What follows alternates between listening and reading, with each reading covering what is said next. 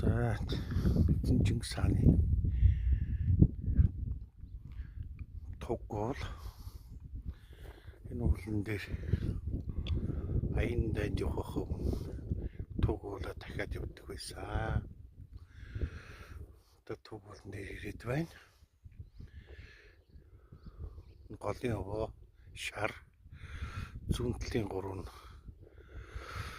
холгон өхөр бар 3 жил туулаа луу могой бас 3 жилээр ингээд дөрвөн талтай суусан хар өнгөн усны өнгө усан махбод хавар цаг булаг шанд гэсээд энэ хөхн улангод хөхрөн үн артах ногоон тал зуны өдрөл байна. Тариа будаа алим жимс улаараад улаа цагаан түгнэ өвлийн өнгө өвлийн 3 сар ингээд жилийн 4 үлрэл ингээд ээлжлээд явж идэг. Голын овоо бол энэ алтан шар нарыг төлөвлөдөг. Дээрээ хастай тэгээд нар саран тамгатай хаадын өнгө алтан шар өнгө байдаг. Хаадын овоо голын овоо бол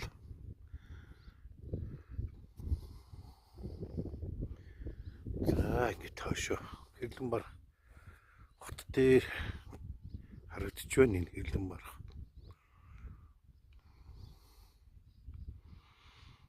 Ингээд баруун тишаар бол хөлөн бөөрийн улс харагдана. Энэ талбай дээр ингээд сайхан харуу цэгтэй уул уwaадын бүх толгодууд харагддаг.